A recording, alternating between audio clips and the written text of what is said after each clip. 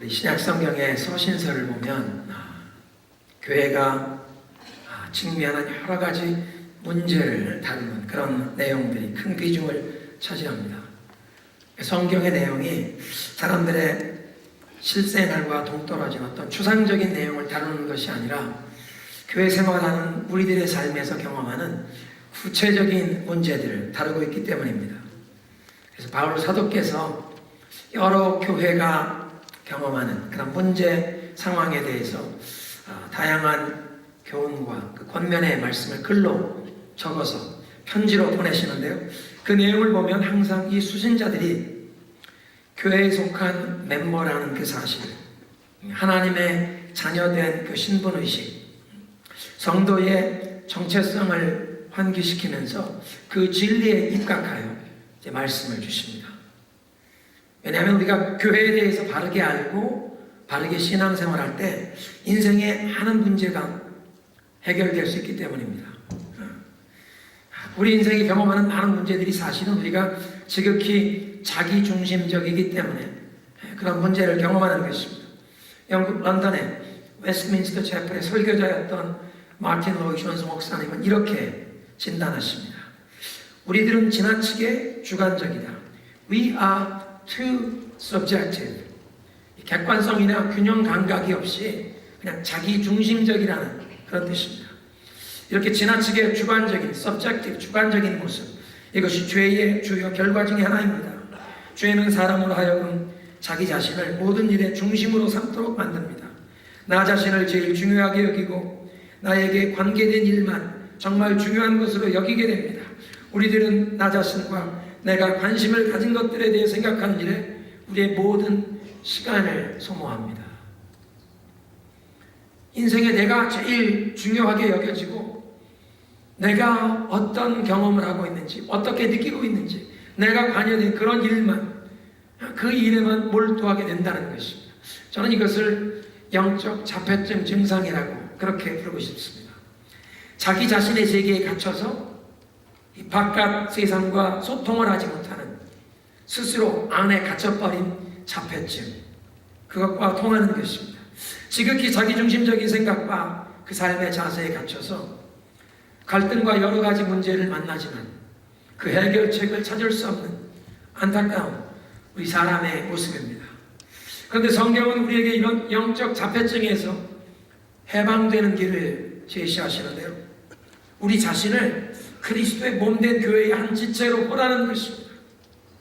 자기중심적인 그 인생의 시각을 버리고 내가 그리스도의 몸된 교회의 한 지체가 되는 내 인생의 출발점으로 삼을 때 영적인 자폐증에서 벗어날 수 있다는 것입니다.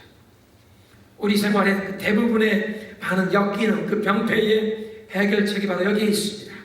성경이 가르치시는 그 올바른 교회관을 배우고 그것을 붙잡을 때에 내가 교회라는 그 영적인 공동체에 소속되었다는 그 영적 리얼리티를 내 삶의 출발점으로 삼을 때, 그리고 거기에 내 삶을 맞춰가는 것입니다.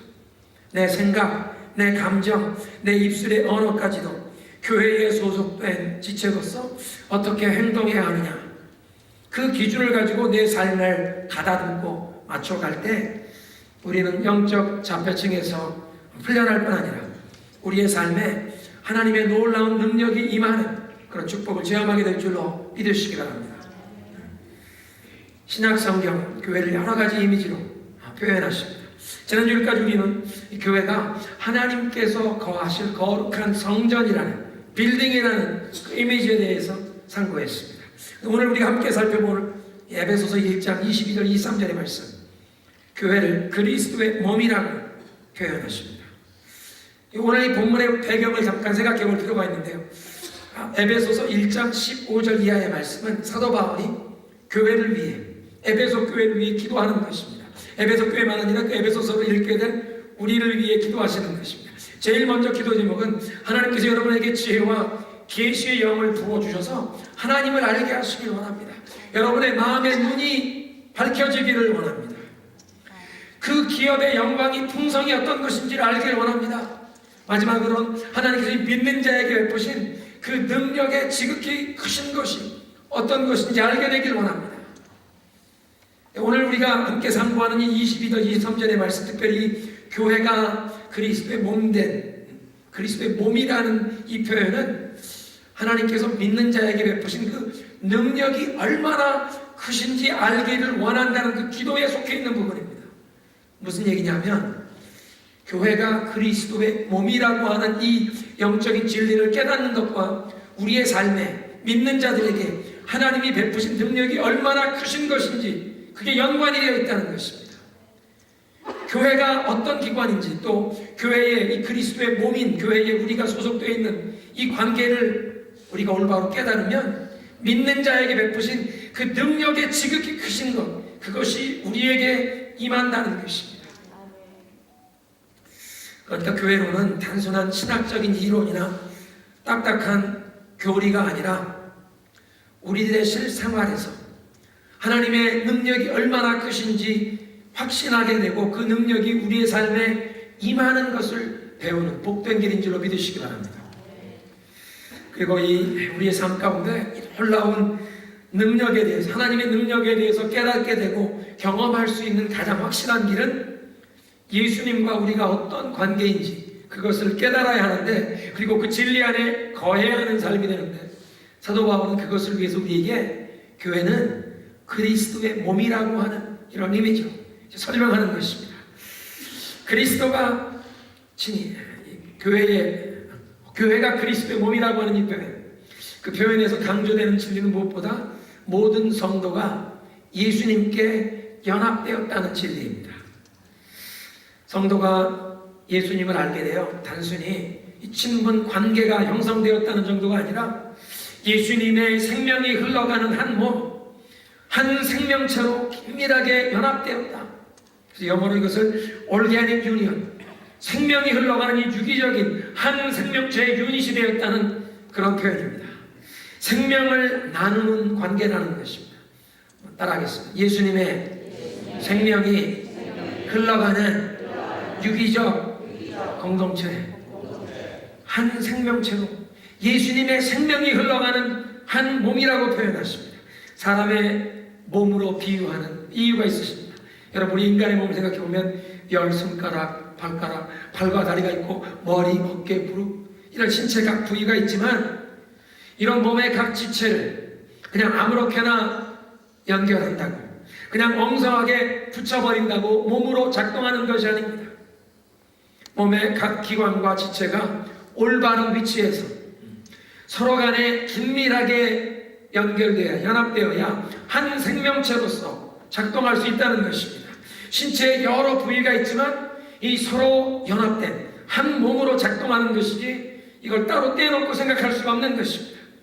그러니까 몸에 생명이 흘려가려면 이 각 기관과 지체가 긴밀하게 생명이 통할 수 있을 정도로 이 연합이 되어야 한다는 것입니다. 그 교회가 그리스도의 몸이라고 하는 이 표현은 모든 성도가 그리스도 안에서 영적으로 서로 연합이 되는데 생명이 흘러갈 수 있을 정도로 서로 긴밀하게 연결이 되어 한 생명체가 되었다는 진리를 말씀하는 것입니다. 한 생명체로 서로 생명을 함께 나누는 공동체가 되었다는 것입니다. 그리스도의 몸인 이 교회에 대한 또 한 가지 중요한 사실은 이 교회란 같은 학교 출신 사람들이 모인 동창회, 또는 같은 고향 사람들이 모여서 만드는 향후회, 여러 직능단체, 노동조합, 정치단체, 또는 이 한인 이민자들이 만드는 이 한인회와는 본질적으로 다른 것입니다. 성경이 말하는 교회는 단순히 사람들이 모여서 만드는 사람들의 집합체가 아니기 때문입니다. 사도 바울은 그리스도의 몸인 교회가 어떻게 생겨나는지 이렇게 표현하십니다. 고린도서 12장 13절에 우리는 유대인이나 헬라인이나 종이나 자유자나 다 한 성령으로 세례를 받아 한 몸이 되었다. 성령으로 세례를 받아 한 몸, 그리스도의 몸으로 탄생한다는 것입니다.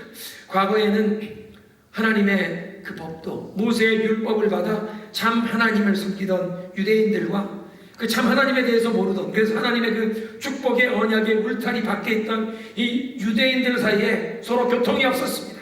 상관이 없었습니다. 그런데 하나님께서 이 유대인들과 이방인들 부르셔서 성령으로 세례를 주심으로 한 몸이 되게 하셨다는 것입니다. 그리스도 예수 안에서 교회라는 새로운 공동체로 탄생했다는 것입니다. 유대인이든 이방인이든 종이든 자유인이든 혈통과 신분과 직업과 배경의 구분이 그리스도 안에서 사라진 것입니다.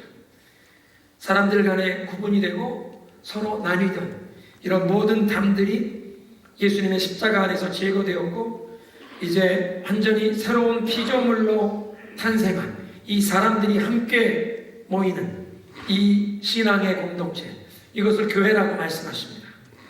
그래서 고린도후서 5장 17절에 말씀하십니다.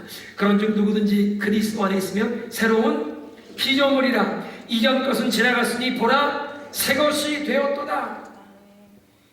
그리스도 안에서 완전히 새로운 사람으로, 새로운 피조물로 탄생한다는 것입니다. 새로운 피조물로 탄생하면서 예수 그리스도의 몸의 한 부분이 되는 것입니다.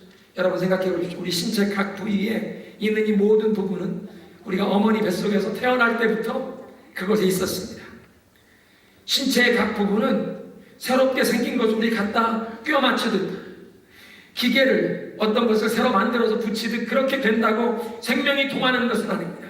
이 신체의 모든 부위는, 몸의 각 부분은 태어날 때 주어지는 것입니다. 그리스도 예수 안에 새롭게 태어나는 사람만 그리스도의 몸의 한 부분이 된다는 것입니다. 사람들을 모아서 만드는 것이 아니라 성령으로 세례를 받고 태어나면 그리스도의 몸의 한 부분이 되는 줄로 믿으시기 바랍니다. 그런데 새로운 피조물로 태어나면서 예수님의 이 몸의 한 부분이 되는 이 신비한 영적인 역사가 사람의 노력이나 힘으로 될 수 있는 것이 아니기에 오직 성령으로 세례 주시는 하나님께서 친히 행하시는 역사이기 때문에 그 열매가 영원합니다. 무슨 얘기냐면 성령 안에서 세례를 받고 그리스도의 몸된 교회의 한 부분으로 태어나는 이 새 생명이 되는 역사, 이것은 영원하다는 것입니다. 눈에 보이는 어떤 특정 교회의 멤버가 되는 것과는 좀 차이가 있습니다. 보통 교회는요, 얼마를 출석하면 이 세가족반을 수료하면서 그 교회의 정식 멤버로 이렇게 등록을 하게 되어 있습니다. 어떤 교회는 반드시 이 세례, 침례를 받은 사람만 교회의 정식 멤버로 인정해주는 그런 교회도 있습니다. 어쨌든 이런 일정한 절차와 과정을 거쳐서 한 교회의 멤버가 되는 모습은 우리 눈에 보이는 사회의 어떤 단체에 멤버로 가입하는 것과 별 다른 차이가 없어 보입니다. 내가 멤버로 가입을 할 수도 있고 또 경우에 따라서는 그 멤버십을 중단하고 빠져나오는 경우도 있습니다. 그런데 그리스도의 몸의 한 지체가 되는 이 역사는 예수 그리스도 안에서 새롭게 태어나는 역사입니다.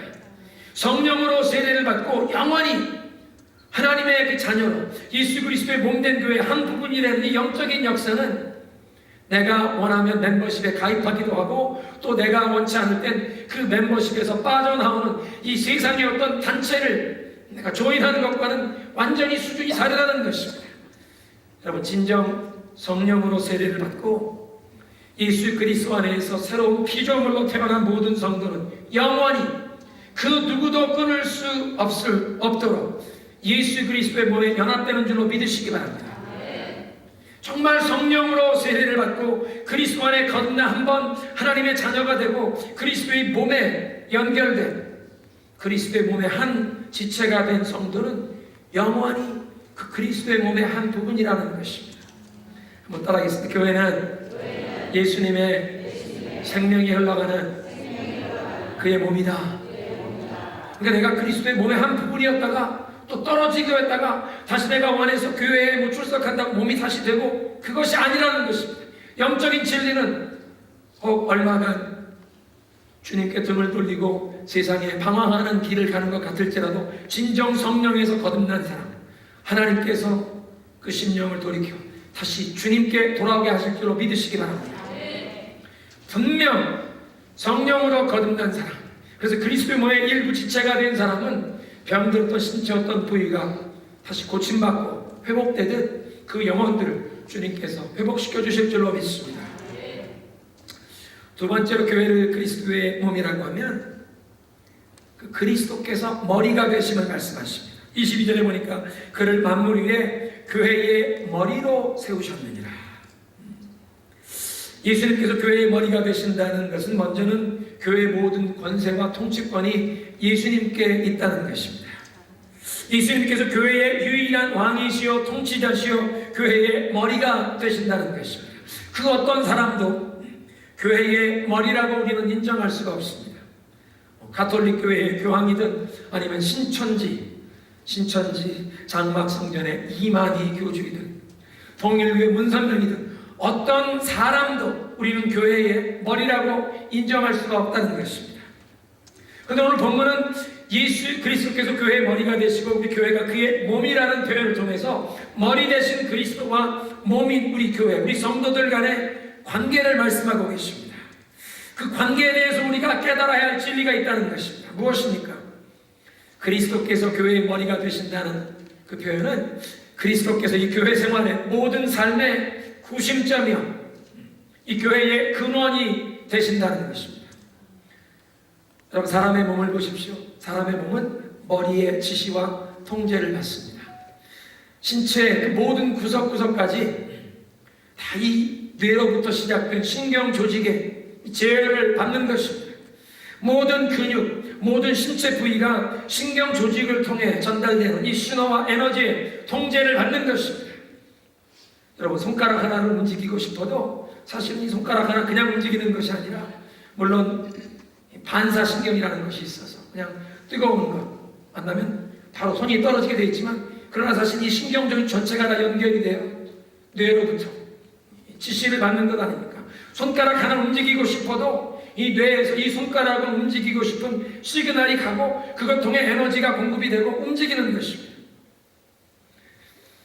두뇌의 모든 지시를 몸의 구석구석까지 전달하는 이 신경 조직 통신망이 있다는 것입니다. 그래서 머리가 온 몸의 근육과 그 신경 조직을 다 컨트롤하는 근원이 되는 것입니다. 온 몸의 각 부위에 필요한 이 에너지와 힘을 공급하는 사령탑이 되는 것입니다. 사도 바울이 예수 그리스도께서 교회의 머리가 된다는 표현은 바로 그런 것입니다. 그리스도께서 이 교회가 어떻게 움직여야 하는지, 교회의 그 모든 움직임의 근원이 되시고 힘과 능력을 제공하시는 근원이 되시는 줄로 믿으시기 바랍니다. 그러니까 예수 그리스도를 떠나서는 어떤 에너지도 공급받을 수 없다는 것입니다. 다르게 표현한다면 머리로부터 분리되어 떨어져 나간 몸의 지체는 그냥 생명력을 상실하는 것입니다. 그래서 우리의 이 생명에 심장도 중요하지만 더 중요한 부분은 사실은 머리입니다. 심장이 멈추었다가도 빠른 응급 조치를 하면 이 심장 박동을 다시 살려내고 그 생명을 살려낼 수 있지만, 뇌가 정지되면, 한번 뇌사하면 그 뇌사한 사람 살아나지 못하지 않습니까? 두뇌와 연결된 그 신경 조직이 마비되면 그 신체 부위는 움직이지 못하는 것입니다. 몸에 붙어있기는 붙어있지만 그 제 역할을 할 수 없다는 것입니다. 몸에 붙어는 있지만 움직일 수가 없습니다. 그 역할을 할 수가 없습니다. 그 그리스도인이 예수님을 떠나서는 조금도 움직일 수 없다는 그 원리를 말씀하는 것입니다. 그리스도의 몸답게 움직일 수가 없다는 것입니다. 주님께서 말씀하십니다. 예수님은 포도나무요, 우리는 가지라고 말씀하십니다. 가지가 포도나무에 붙어있지 않으면 열매를 맺을 수가 없습니다. 열매를 맺을 수 없는 것만 아니라 생명력이 상실되는 것입니다. 포도나무에 붙어있지 않는 가지, 말라버리면 그냥 아궁 위에 던져 불에 태울 수밖에 없다는 것입니다. 이 가지의 생명은 포도나무에서 공급받는 것처럼 우리 몸의 각 부위가 뇌로부터 머리로부터 공급되는 그 지시, 그 에너지의 통제를 받는 것입니다. 그래서 우리는 머리 대신 예수 그리스도로부터 지시받고 머리 대신 예수 그리스도로부터 에너지와 힘을 공급받는 줄로 믿으시기 바랍니다. 요한복음 1장 16절은 이렇게 표현하십니다. 우리가 다 그의 충만한 데서 받으니 은혜 위에 은혜더라. 예수 그리스도로부터 은혜를 공급받는 것입니다. 그리고 교회는 그분의 충만이라. 따라하겠습니다. 그리스도는 우리의 능력의 근원이시라. 이 능력의 근원 되신 예수 그리스도, 그 예수 그리스도께서 이 교회의 머리가 되실 뿐 아니라 교회 안에 그 예수 그리스도로 충만한 줄로 믿으시기 바랍니다. 그분의 능력, 그분의 생명, 그분의 사랑, 그분의 은혜가 충만하게 온 교회에 흘러간다는 것입니다. 이 능력이 머리로부터 공급되는 원리를 교회와 연관해 생각해 보시기 바랍니다. 우리가 이 올바른 교회론을 깨닫고 그리스도와 올바른 관계, 교회라는 이 공동체에 내가 어떻게 소속되어 있는지, 내가 그리고 그 소속된 공동체 안에서 어떻게 행해야 하는지 바르게 깨달을 때에 머리 대신 예수 그리스도의 능력과 권세가 막힘없이 이 교회라는 그리스도의 몸 안에 활발하게 흘러가는 것입니다. 여러분, 이 사람이 피가 흘러가는 것이 막히거나 이 신경 조직 어떤 부분이 막혀서 이 뇌의 지시가 몸 끝까지 전달되지 않는 것, 신진대사가 막힌다고 하지 않습니까? 예수 그리스도의 그 능력과 권세와 영광, 그 모든 것이 교회 안에 구석구석까지 퍼져나가야 하는데 이 영적인 신진대사입니다.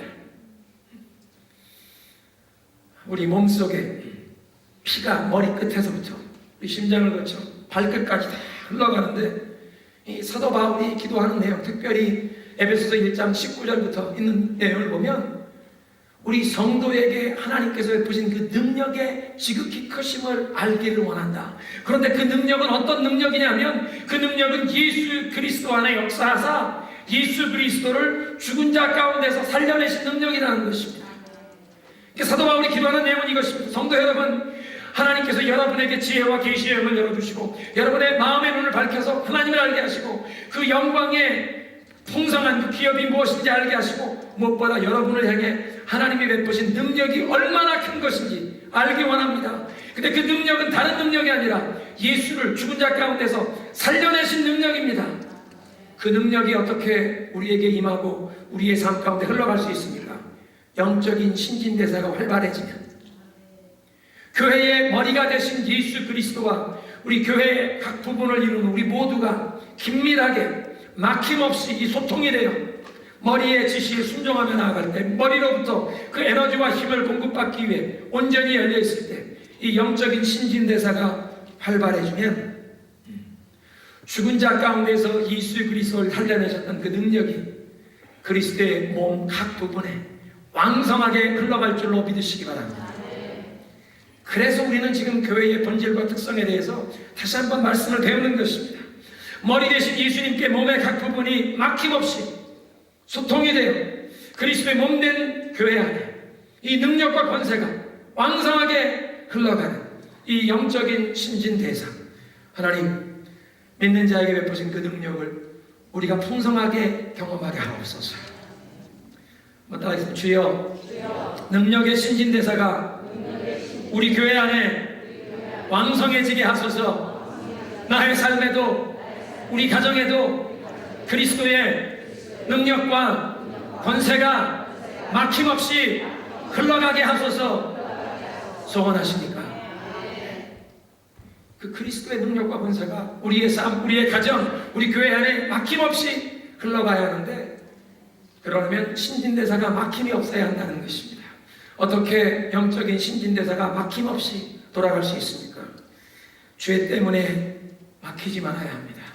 죄와 역기능과 우리의 상처를 다 십자가 앞에 내려놓을 때 영적인 신진대사가 왕성해지는 줄로 믿으시기 바랍니다.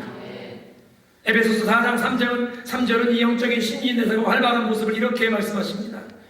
성령의 하나 되게 하신 것을 힘써 지키라. 성령께서 우리를 하나 되게 하셔서 그리스도의 생명이 흘러가는 몸으로 한 생명체로 불러주셨는데 그 그리스도의 몸으로 성령이 하나 되게 하신 것을 힘써 지키는 그 부분을 1절 2절 이렇게 말씀하십니다. 내가 여러분을 권합니다. 여러분의 부르심에 합당하게 행하십시오. 어떻게 부르심에 합당하게 하는 것입니까? 겸손과 온유로 사랑으로 서로 용납하며 오래 참으며 나아가라는 것입니다. 겸손과 온유로 서로 대하고 사랑으로 서로 용납하고 오래 참으며 나아갈 때 이 성령이 하나 되게 하신 것을 힘써 지켜 영적인 신진대사가 활발해지고 머리 대신 그리스도의 능력과 권세가 온몸 구석구석까지 막힘없이 흘러갈 줄로 믿으시기 바랍니다. 세 번째로 그리스도의 몸된 교회 안에는 다양한 지체가 있습니다. 고린도전서를 보니까 사도 바울이 고린도 교회로부터 편지를 받았는데 고린도 교회 내에 분쟁이 생겼다는 것입니다. 나는 아볼로파가, 나는 바울에게 속했다, 나는 게바 베드로에게 속했다. 그 편지를 받은 사도 바울이 고린도 교회의 성도들에게 편지를 씁니다. 그리스도의 몸이 나뉘었느냐? 그리스도께서 나뉘었느냐? 사도 바울은 고린도 교인들에게 여러분이 그리스도의 몸입니다. 교회가 그리스도의 몸이라는 사실을 다시 한번 깨우치는 것입니다. 그래서 고린도전서 12장에 보니까 예수님께서 이 그리스도의 몸, 육신의 몸이 그러하듯 교회 안에도 여러 지체가 있다는 그 사실을 깨우칩니다. 몸이 하나인데 많은 지체가 있고 몸의 지체가 많으나 한 몸인 것처럼 그리스도도 그러하니라. 각 지체의 모양과 역할이 다르지 않습니까? 다 먹는 입이 아니고 다 듣는 귀가 아니고 다 보는 눈이 아니라는 것입니다. 다 냄새 맡는 코가 될 수 없습니다. 각 지체가 담당해야 하는 역할이 다르기 때문에 다른 위치에 다른 모양으로 배치되었습니다. 고린도전서 12장 14절 이하에 있는 말씀 보면 성령께서 교회 안에 이 성도들에게 주신 은사가 다양하다는 것입니다. 또 하나님께서 우리 각 개인에게 허락하신 재능이 다양한 것입니다. 교회 안에 여러 가지 직분을 맡겨주셨습니다. 교회는 이런 다양한 모습을 서로 인정하면서 하나됨으로 행해야 하는 줄로 믿으시기 바랍니다. 사도 바울이 고린도 교회 성도들에게 깨우치는 내용 보면 이 서로 다양한 모습을 가진 것을 인정할 뿐 아니라 이 다른 임무와 역할을 행하는 이 다른 모습을 가진 지체들이 우리 서로에게 필요하다는 것입니다. 고린도 12장 21절입니다. 눈이 손더러 이르되 너를 쓸데없다 하거나 머리가 발더러 이르되 나는 내가 쓸데없다 하지 못하리라. 여러분, 손이 나는 입이 아니니까 나는 내가 필요 없다. 왜 입만 좋은 음식 항상 먹느냐? 음식 입에다 갖다 주는 거 다 하지 않겠다. 하루만 지나면 에너지가 빠져서 손도 움직일 힘이 없어지는 것입니다. 손이 움직인 힘을 공급받으려면 나는 맛있는 것을 맛보지 못하지만 입에 그 음식을 공급해 줘야 하지 않습니까? 서로 역할이 다르지만 서로 필요하다는 것입니다. 하나님께서 벌려주신 몸의 지체, 그 신체 한 부위라도 없다면 굉장히 불편할 것입니다. 물론 신체에 어떤 부위가 없는 우리 장애우들도 그런 어려움을 극복하고 남들 못지않게 활동적으로 그렇게 움직이시는 분들이 계십니다. 얼마 전에 우리 소천하셨지만 눈을 보지 못하는 당용우 박사, 미국으로 오셔서 박사학위를 받으시고 대학 교수로 활동할 뿐 아니라 오랫동안 백악관의 특별 자문위원으로 활동하면서 우리 많은 한인교회들 방문하며 간증 집회를 하시곤 하셨습니다. 근데 확실한 것은 뭐 손이든 발이든 눈이든 신체에 어떤 기관, 어떤 지체가 없으면 불편하다는 것입니다. 하나님께서 우리 몸에 주신 각 지체는 다 맡아 감당해야 할 역할이 있는 것입니다. 모든 기관과 지체, 다른 지체 활동에 도움을 받게 되어 있습니다. 각 지체가 온 몸에 유익을 주는 그 독특한 역할을 담당하는 것입니다. 그래서 이것을 우리는 상호 의존의 관계라고 합니다. 따라하겠습니다. 우리는 서로 필요한 존재입니다. 옆에 계신 분 보시면서 한번 그렇게 축복하십시오. 나는 당신이 필요한 존재입니다. 할렐루야. 믿으십니까? 우리는 서로에게 유익을 끼치며 또 서로가 필요한 존재인 줄로 믿으시기 바랍니다. 이 상호 의존의 관계는요, 고통도 함께 나누는 관계입니다. 한 부위, 한 지체가 고통을 당하면 온 몸이 함께 그 고통을 경험하는 것입니다. 여러분, 독감균이 코로 들어가서 호흡기 질환이 생기면 온몸이 열이 나고 온몸이 쑤시고 아프지 않습니까? 호흡기 질환이 생기면 코만 아프면 되지 않습니까? 근데 왜 온몸이 고통을 경험합니까? 몸의 지체를 이루었지만 한 생명체가 되었기 때문에 그 병이 침투할 때 온몸이 함께 고통을 당하는 것입니다. 그래서 그리스도의 몸된 교회 안에도 우리는 서로에게 유익을 끼칠 뿐 아니라 서로가 필요한 존재, 그렇게 그리스도의 생명이 하나로 흘러가는 존재이기 때문에 한 지체가 고통을 당할 때 우리 모두가 그 고통을 함께 나눌 수밖에 없는 존재가 되는 것입니다. 그래서 고린도전서 12장 25절 이렇게 말씀하십니다. 몸 가운데에서 분쟁이 없고 오직 여러 지체가 서로 같이 돌보게 하셨느니라. 만약 한 지체가 고통을 받으면 모든 지체가 함께 고통을 받고 한 지체가 영광을 얻으면 모든 지체가 함께 즐거워하느니라. 너희는 그리스도의 몸이요 그 지체의 각 부분이니라. 오늘 말씀 읽겠습니다. 그리스도의 몸된 교회는 예수 그리스도의 생명이 흘러가는 한 생명의 연합체인 줄로 믿으시기 바랍니다. 유기적인 연합체, 생명이 통하는 한 생명체입니다. 진정 예수 그리스도 안에서 성령으로 세례를 받고 새롭게 태어난, 새롭게 피조물로 태어난 모든 사람은, 모든 성도는 영원토록 그 누구도 끊을 수 없는 그리스도의 몸의 한 지체가 된 줄로 믿으시기 바랍니다. 두 번째로 우리는 교회의 머리가 되시는 그리스도로부터 모든 능력과 에너지를 공급받게 되어 있습니다. 하나님, 영적인 신진대사가 활발해져서 우리 교회 안에, 우리 가정의, 나의 삶에까지 예수 그리스도의 그 능력과 권세가 막힘없이 임하게 하여 주옵소서. 그리스도의 몸된 교회, 이 다양한 지체가 있지만 이 다양한 지체가 서로에게 유익을 주고 서로에게 필요한 존재, 서로 고통까지도 함께 나누는 존재인데 하나님, 서로 존중하며 서로 필요한 존재, 서로 연약함과 고통을 함께 나누며 그리스도의 몸으로서 그리스도의 영광을 드러내게 하여 주옵소서. 우리 이런 믿음의 고백을 찬양으로